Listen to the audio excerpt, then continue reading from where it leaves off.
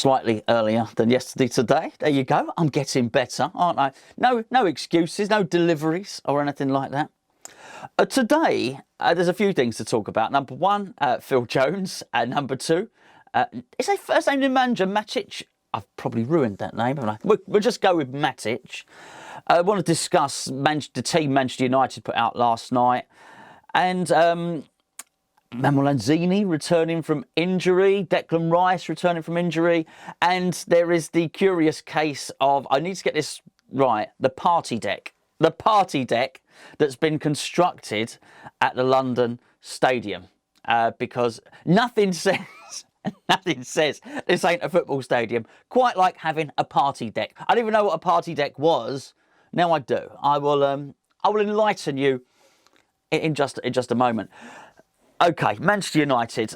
I've got to be honest with you here. I have sort of mixed emotions. Actually, I don't have mixed emotions. I have mixed thoughts. My emotions are very clear. I was really annoyed that Man United put that team out. Really annoyed. I sort of understand why they did it, because the fixture against Liverpool got cancelled and they have got loads and loads of games all back to back. Also, they can't win the league. Well, clearly they didn't. They handed it to Manchester City last night, which I'd love to know what the Man United fans think about that. But realistically they couldn't win the league, so it was a dead rubber. So I don't think they threw the game. I think if Solskjaer would have wanted to win it, I think he did want to win it. But putting two youngsters in there, giving them their debuts, it just wasn't. So it was never going to happen. And it annoyed me to see the team, because as soon as I saw the team, I thought, well, that's it. And what they did with that is they pretty much single-handedly killed off any of our hopes of Champions League football, because it was crucial who it was against Leicester. We needed Leicester to lose. Leicester, 8 points ahead of us now? Just ain't going to happen. So gutted about that. Cross with Man U, but I do understand why they did it. I'm so petty that I actually, because they've done it, I'm pathetic, really. I'm so petty that I want them to lose the Europa Cup final against Villarreal, because I feel they've stitched us up. However, all that being said, and I do, and it is petty, I understand that, but I just don't like them very much now.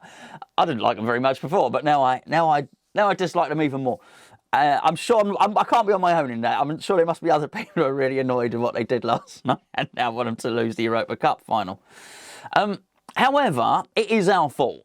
It's absolutely West Ham's fault. It's our own fault, because we didn't beat Everton. We didn't do our bit. By not beating Everton, we place it in their hands. We give our destiny to somebody else, and you just can't rely on everybody else. I was going to say the integrity of other teams, and maybe it's not about integrity. They were just looking after themselves. We possibly might have done the same. We'll never know, because we're never in that position where we've got a European final coming up and we need to cement second place in the Premier League. That would be nice. You never know. Maybe in the future we might know. But it was our fault. We really should and could have done better against Everton. I felt we were a bit flat. And that's our fault. That's on us.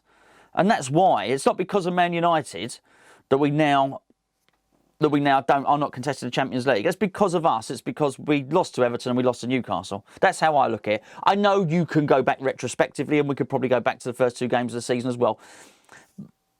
But to contextualise it, it doesn't really make sense. We didn't know back then.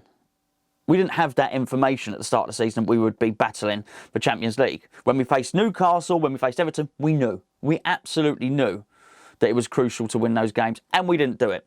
So as much as Manchester United, I thought were a bit naughty for what they did, I do make it our fault, and I guess they've prioritised the Liverpool game. They can still help us, but not in the ultimate way. But you know what? I very quickly adjusted my sights to, that's okay. I'd love to finish fifth. If we can get Europa League, then that's still good. I still think it allows us to attract a higher calibre of player than we certainly were able to do so last season. I think it allows us to give some players, some fringe players in and around the squad some time. And I don't think it's, I do think it will sort of impact. We have a lot of Sunday games, won't we? Which is which is a little bit annoying in terms of fans being allowed back. But you know what? I'll take that, and I wouldn't mind European football. Not of any flavour, though. I must be honest here. The more I look at it, and I know I'd sort of picking Gio's brains about this Conference League, I'm not so fussed about that. I'm just not. I could live without that. If for instance we didn't get European football, we were still going to sign Jesse Lingard and bring a striker in for 40 million. Then I know the team would improve for next season. Then I'd almost want another crack at the league, you know, and give the cups a go. Rather than I don't know how many additional games it is, 16 to 18 additional games if you were to get to the final.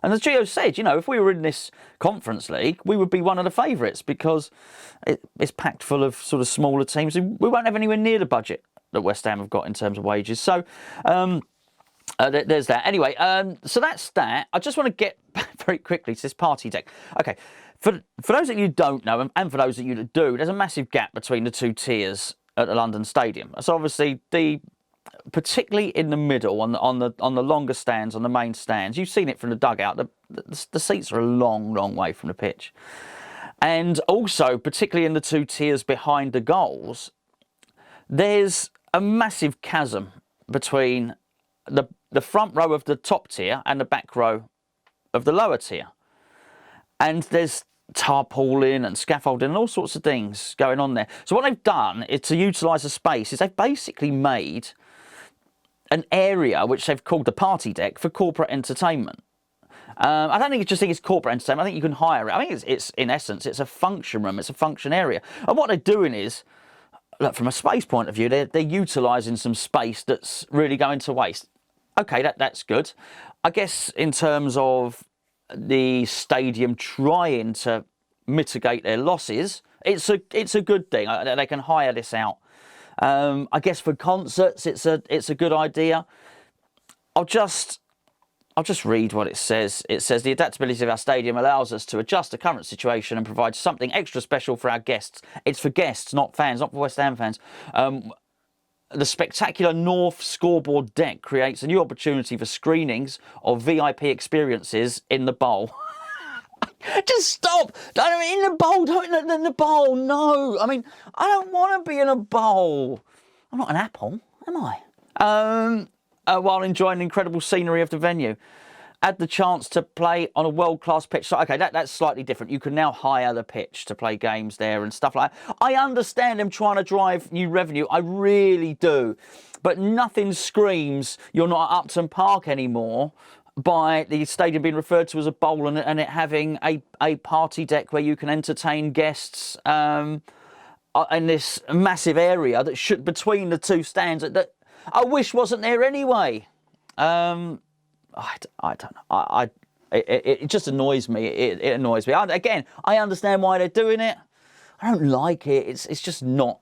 It's just not football, as they say. And there's a lovely image there's an image of cupcakes and vol au vents behind a bar with people being entertained and I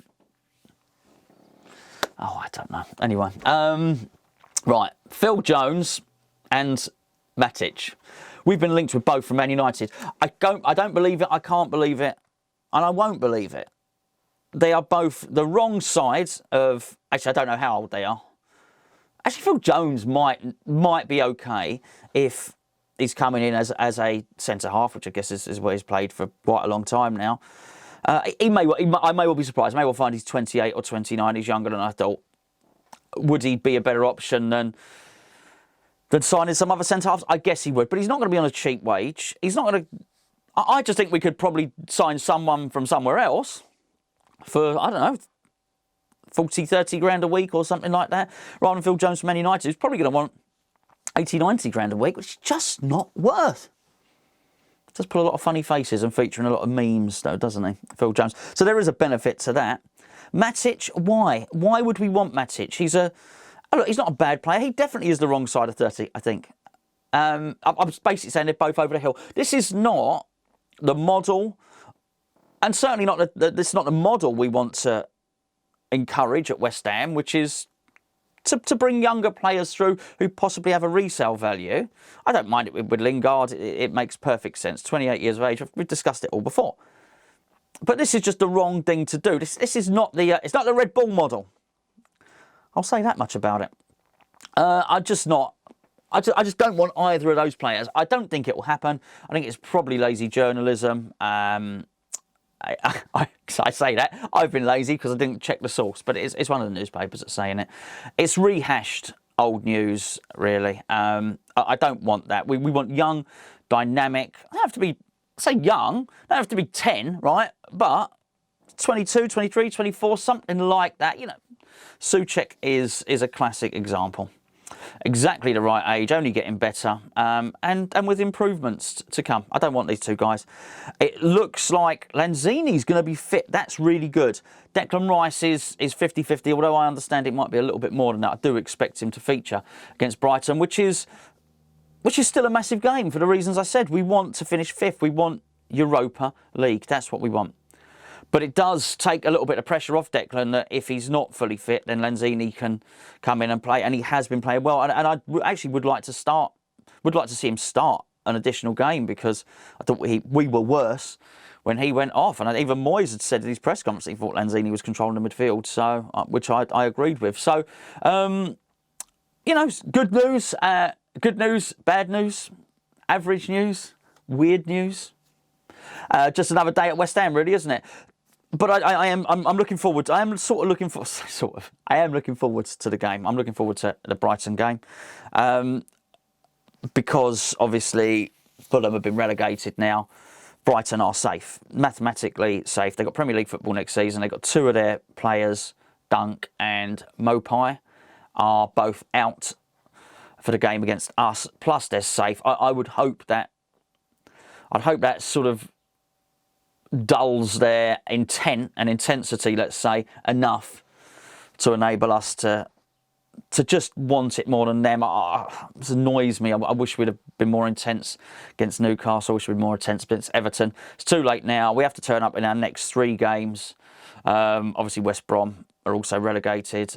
Southampton, actually, they beat Palace 3-1, I think, last night. Ings scored a couple. Not ideal.